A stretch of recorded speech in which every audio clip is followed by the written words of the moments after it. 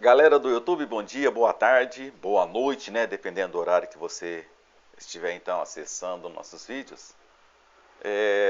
Galera, nós estamos fazendo então continuidade, dando continuidade, né? À sequência dos vídeos sobre as cruzadas, né? E nós estamos falando sobre a primeira, segunda, terceira cruzada, né? De maneira bem fragmentada, né? Nós estamos trabalhando em cima da segunda cruzada, né? Gente, no vídeo anterior,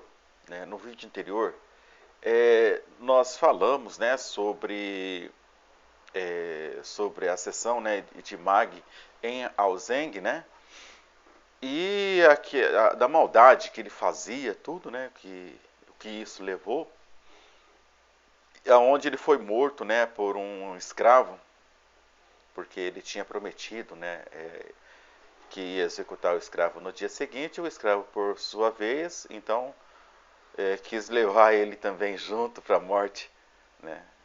Bom, com a morte de Mag em Aozeng, vem ao trono então Nur al-Din, né? Que é o filho dele, né? Que é o filho de Imag em Aozeng, né?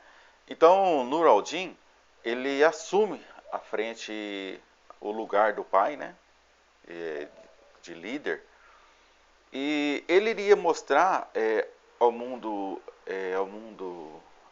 muçulmano, ao mundo árabe, né, que ele seria um líder bem melhor do que o seu pai Zeng, né? Porque Nur al-Din ele tinha a intenção de dar sequência à luta do seu pai, né, e unificar todo o povo e devolver Jerusalém aos muçulmanos, né? Nur al-Din ele era uma pessoa virtuosa, ele não gostava de disputa, ele nem concordava com a maneira como os líderes muçulmanos, né, ou seja, a vida dos califas, né, o jeito como eles viviam lá em Bagdá, ele não concordava com aquela luxúria toda, com aquelas farturas toda, enquanto muitos pereciam, né? Então ele era contra isso, né? Ele era uma pessoa que ele era respeitado, né, por todo mundo, por todos, né, mas não pela maldade. Ele não era respeitado não porque ele era uma pessoa ruim, não, porque ele era respeitado porque ele dava o respeito, né? A partir da hora então que ele dava o respeito, ele exigia que fosse tratado da mesma forma, né? E todo o povo cristão viu então a subida de Nur al-Din ao trono, né, ao lugar do pai dele, né, como um grande problema para os cruzados, né? Porque Nur al-Din ele ameaçava os territórios conquistados, né, dos cruzados, né? E os cruzados perceberam a maneira como ele governava, como ele lidava, né? E eles perceberam que isso seria para eles um grande problema, né, a ser enfrentado. No al-Din ele dizia, né, os cruzados fizeram uma guerra santa conosco, né? Ele falou assim, os cruzados vieram e fizeram uma guerra santa conosco. Então agora nós iremos fazer uma guerra santa com eles. Era a visão dele, né? Ele era uma pessoa totalmente diferenciada, né, do pai, né? Bom, gente, essa essa sessão, então, essa história, né, de Nur al-Din, ele ela vai chegar até a Europa. Por quê? Porque Nur al-Din e ele vai ser, ele vai mostrar agora para o mundo que a linhagem, a maneira como ele trabalha, a maneira como ele viu o pai dele trabalhar, né, é totalmente diferenciada, certo? E vai causar um grande impacto até na Europa. E acompanha para vocês verem o que aconteceu. Bom, o pai de Nur al-Din, ele atacou então Edessa, né? E conquistou a cidade de Edessa, reconquistou a cidade de Edessa, né? Depois de 2 anos ele morreu, mas a cidade de Edessa voltou de novo para a mão do povo muçulmano, certo? E isso chegou até na Europa, né? Chegou até na Europa. Aí, lá na Europa, o Papa Eugênio III, ele vai e, e convoca a Segunda Cruzada, né? Que seriam mais filhos daqueles soldados que vieram na primeira cruzada, né? Então ele vai e convoca a Segunda Cruzada, que era necessário ser levantada a Segunda Cruzada, né, para estar expandindo o território cristão, né? A visão era principalmente essa, né? E eu peguei então, lendo um relatos, né, do professor Jonathan Phillips, né? Aí eu vejo assim, né, a maneira como o professor fala, né, que na verdade é Dr. Jonathan Phillips, né? Mas a gente fala professor porque é doutor, mas nunca vai deixar de ser um grande professor, né? Então, a maneira como o professor fala, né, que a Segunda Cruzada, ela foi um projeto ambicioso, né? Ele acha, assim, no ponto de vista dele, que foi um projeto ambicioso, que era para expandir o cristianismo, né? Essa era uma visão, mas aqueles que estavam dentro movendo a cruzada, não estava só para expandir o cristianismo, estava buscando também recursos, né, financeiros, né? Por isso, então, a Segunda Cruzada ela foi para expandir o cristianismo, né, e para retomar novamente a cidade de Edessa, né? Mas só que aqueles que foram, na verdade, eles estavam mais para buscar recursos financeiros, né, do que visando realmente expandir o cristianismo, né?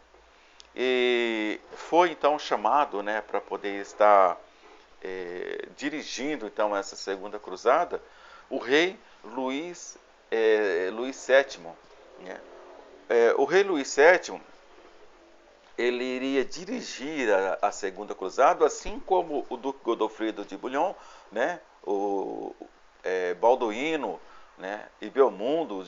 Então, assim como aqueles nobres dirigiram a primeira cruzada, o rei Luís VII e a sua esposa Eleonor de Aquitânia, eles iam também dirigir a segunda cruzada, né? A segunda cruzada. Assim como teve uns nobres para poderem dirigir a primeira, ia ter também os nobres para poder estar dirigindo a segunda cruzada, né? Então eles estavam na frente da luta, na frente da batalha. O rei Luís VII também era um homem voltado à religião, né? Ele era um homem devoto também, voltado à Igreja Católica, né? E realmente um homem de coração nobre, né? O rei ele estava decidido a repetir os feitos da primeira cruzada e retomar então Edessa. Bom, gente, mas só que o rei Luís VII ele deixa muito a desejar, né? Ele deixa muito a desejar como líder, né? Como líder, porque é, poderia ser um rei, mas não era um general de guerra, né? Porque quando você guerria contra algo que não revida o ataque, é uma coisa. Agora, quando você vai guerrear contra líderes de batalha, no caso, gente com alta experiência, igual eram os muçulmanos, igual são os muçulmanos, então aí a conversa muda, não é a mesma coisa, né? E o rei Luís VII deixava muito a desejar, então essa parte, né? Ele não tinha experiência em guerras, em batalhas, certo?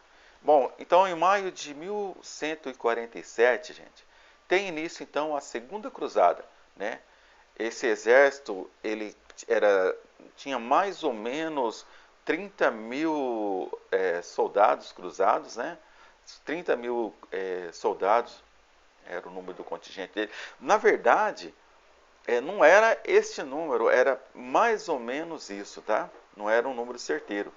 Bom, junto deles também iam 300 cavaleiros, né? Templário, né? Os cavaleiros do Templários, né? Eram homens já homens consagrados a batalhas, né? Eram soldados já antigos com muita experiência em luta. e eles estavam escoltando o rei e a rainha, né? E todo o corpo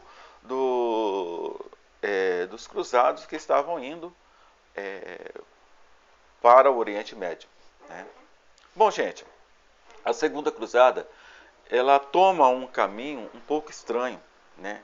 Que o historiador, no caso, ele fala assim que eles não deveriam ter tomado aquele caminho, né? Porque o caminho onde eles tomaram era um caminho assim, que foi entre as montanhas, durante o frio, durante o inverno, é um lugar, não vou dizer inóspito, né? Mas é um lugar onde não tem, não tinha, a única comida que eles tinham é a que eles levavam. Alimento ali não tinha, né? Era muito pouco, não dava para dar o sustento. Então os soldados começaram a perecer com isso, né? Mas esse não era o único problema. É, a estrada, no caso que eles pegaram uma estrada antiga, é uma estrada romana, né? Da época dos romanos ainda, uma estrada antiga, mas ainda em boa qualidade, em boas condições de uso, né? Mas só que o lugar, no caso, ali na época do inverno, era um lugar muito ruim. Ele era assim, tudo seco, não tinha comida, não tinha como se sustentar ali, a não ser com aquilo que eles tinham levado, né? Porque a Anatólia, ela é um lugar assim, frio, gélido, né? Muito gélido, na época do inverno, né? Como me refiro, né? E, e os cruzados sofreram muito com isso. Sem contar que tinha outros pontos também negativos, né? Ao ponto de vista de um historiador, tinha outros pontos negativos, porque ali era um lugar assim, era uma região turca, né? Ela tinha as montanhas, né? Porém tinha os lugares que eram os prados. Mas veja bem o que acontecia. Conforme eles estavam andando na caravana, os turcos estavam à espreita, né? Todo lugar eles ficavam à espreita esperando o quê? Uma oportunidade para poder estar atacando. Bom, gente, como eles estavam então iniciando essa caravana no início do inverno, o inverno até que foi fraco. Quando o inverno apertou um pouquinho mais, né, quando ficou mais frio, aí já deu um pouco de problema, porque a caravana ela se dispersou, porque a guarnição armada ela estava, no caso, na frente, né? Mas só que quando o inverno apertou um pouquinho, a guarnição armada ela se separou, né, da caravana, e deixando então o rei Luís, né, e a rainha para trás. E era a oportunidade que os turcos estavam esperando, né? Seu Justas, eles estavam esperando justamente essa oportunidade, né? E foi isso que aconteceu. Gente, a primeira oportunidade houve o ataque. Eles atacaram. Apenas a rainha, né, o rei e a rainha escaparam com vida, né? Escaparam com vida. Não apenas, né, mas média de 10 mil soldados cruzados ficaram então mortos nessa batalha, né? O rei ele escapou junto com grande parte do exército, né, média de 20 mil soldados só agora, né? Eles escaparam, né, e pegaram a marcha, né, correram, né, junto aos templários, né, mas o grande número ficou para trás, morto. Bom, gente, o rei ele se viu em situação, no caso, bem triste, bem chato, né, por falta da experiência, conforme nós falamos alguns minutos atrás. Ele não tinha experiência em batalha, em domínio. Como líder, talvez rei sim, mas líder de exército não. Então o que o rei Luís faz? Ele pega e entrega para os templários o comando, dessa marcha, né, para eles poderem restabelecer novamente, né, para eles poderem então colocar em ordem, né, porque realmente ficou em desordem, né, o que sobrou do exército, né. Então o rei Luís, não só o rei Luís, né, mas todo aquele que sobrou do exército, eles partem então para Antioquia, né, para Antioquia, é uma das cidades que a primeira cruzada conquistou. Então eles vão buscar refúgio ali em Antioquia, né, o rei Luís, a sua esposa, o exército. Eles chegam então a Antioquia com cerca de 10 mil homens, né. O rei Luís voltou então durante que ele entregou então a marcha para os templários, né? E quando ele chega lá em Antioquia, ele muda a ideia, o pensamento dele. E ele volta a atenção dele, né? Ele consegue voltar a atenção dele, a cobiça dele para Damasco, né? A atenção dele voltou para Damasco. Antes ele estava visionando estar em Jerusalém, né? Mas agora, com o que aconteceu durante a viagem, com essa batalha, com essa luta, né, que aconteceu, e com a perca desses soldados, né, ele volta então a atenção dele agora para Damasco, né? Só que Aldim também visava essa cidade, né, o controle dessa cidade. Mas o rei, visando essa cidade e querendo atacar essa cidade, né, a cidade de Damasco, ele também estaria atacando Nur al-Din, né, com certeza. Quando ele visou Damasco, ele estava visando também territórios de Nur al-Din. Bom, gente, o que acontece? O rei Luís VII, ele ataca a cidade de Damasco, né? Mas, na verdade, esse ataque estava sendo, conforme eu acabei de falar, estava sendo feita a Nur al-Din, porque ele era um líder árabe, né, ele, em primeiro lugar, né, a visão dele era unir todos os árabes debaixo do mesmo líder. Né? A visão dele era colocar todos os muçulmanos, todas as duas cidades fundamentais, né, no caso Damasco, né? Ele estava querendo colocar essas duas as cidades fundamentais para a guerra dele, né? Debaixo do mesmo comando. Né? Mas só que como o rei Luís VII, né, voltou a sua visão para Damasco, né, ele, na verdade, o Nur al-Din voltou também a atenção, prestar atenção em Damasco e oferecendo ajuda aos damascenos. Mas só que os damascenos, eles não queriam ajuda. Eu vou explicar por quê, né? Porque para o muçulmano, a luta, para eles poderem ascender ao céu, né, e ter o prêmio que que a organização deles ensina, é preciso ele morrer em batalha, em luta, né? Não é ele morrer simplesmente por morrer, não. Ele tem que ter a honra de morrer em luta, em batalha.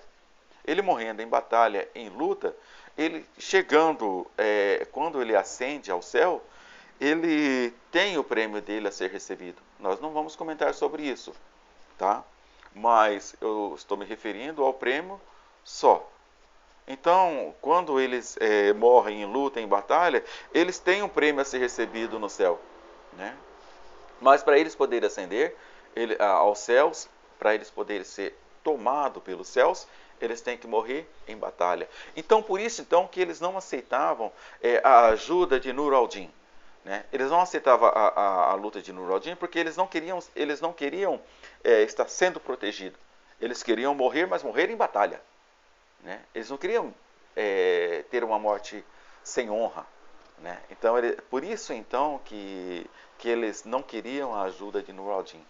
Mas só, gente, que com o ataque do rei Luís VII, né, a essa cidade, né, de Damasco, foi se acirrando, né, e realmente o rei conseguiu até entrar dentro da cidade, né, tomar a cidade, né, e entrar para dentro com o seu exército, né. Porém, o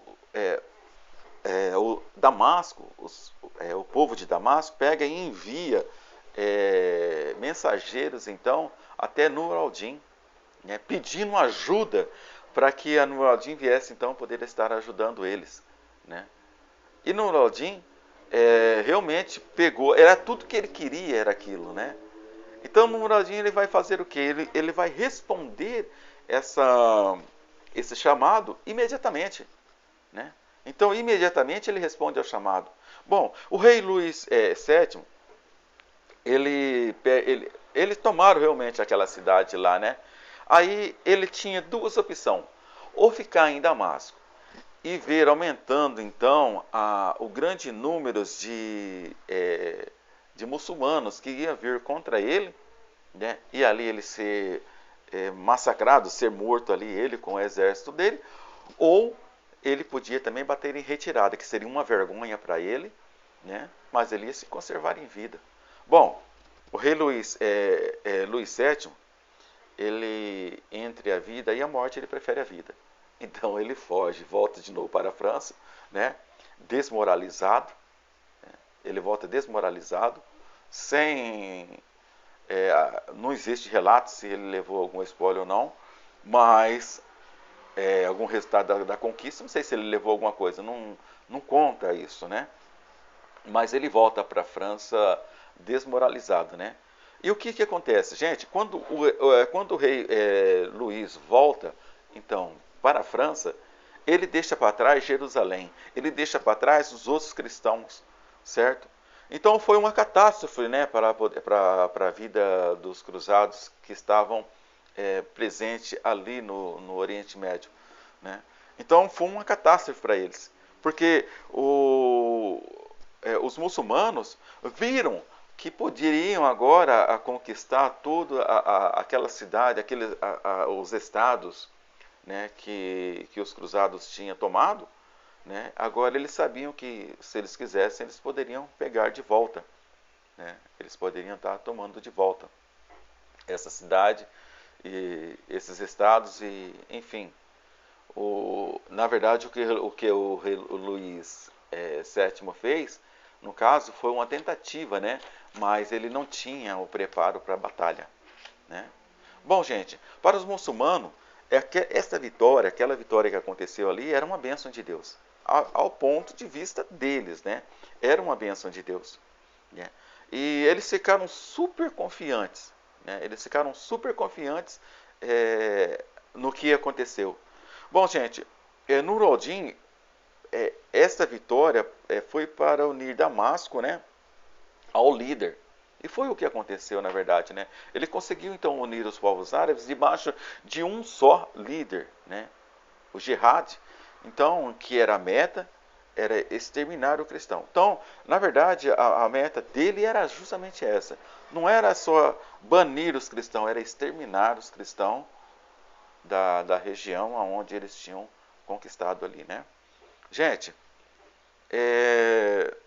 então Nur al-Din ele consegue então unir então Damasco, conforme ele já vinha lutando, mas só que ele não tinha conseguido por causa desse problema que eu acabei de falar para vocês aqui, a visão dos damascenos em relação à fé deles, né? Em relação à fé. Bom, gente, outro território crucial, né, para Nur al-Din era o Cairo, né? Mas só que os xiitas islâmicos, eles dominavam o Cairo e eles existiam a facção também de al-Din, né? Eles eram assim, eles não queriam de forma nenhuma, né? De forma nenhuma eles queriam estar entregue ao governo de Nur al-Din, né? Eles preferiam entregar o comando para os cruzados. Só que os cruzados também é, fizeram uma caquinha ali, né? Por que eu digo? Porque eles atacaram a cidade bem perto do Cairo, né? Uma cidade egípcia, né? E, e fizeram um massacre ali, né? Eles fizeram um massacre. E ali eles mataram os xiitas que moravam ali nessa cidade, foram totalmente massacrados, né? Pelos cruzados. Mas só que os governantes do Cairo já iam abrir mão para poder estar, então, entregando o Cairo para a administração, para o governo, então, dos cruzados, né? Mas, diante desse massacre, diante dessa traição, eles preferiram não. Então, eles preferiram não entregar, certo? dar um basta em tudo. Então eles entregaram o controle para Nur-al-Din, né? Entregaram o controle para Nur-al-Din.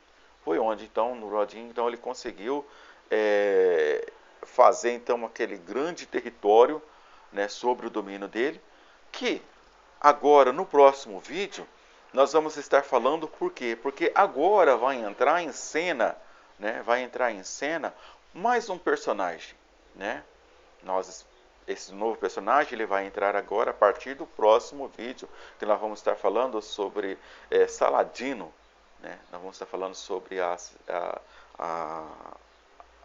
a sessão de Saladino, o que ele fez, como fez e a maneira como ele agia também. Beleza, gente? Então, galera, agradeço pela sua atenção, agradeço por vocês terem ficado então comigo até agora, certo? Bom, gente, aí embaixo vocês podem estar dando um joia, né, se vocês quiserem, certo? Tem o meu e-mail embaixo, se precisar entrar em contato comigo, fazer alguma pergunta, conversar algo, fique à vontade, certo?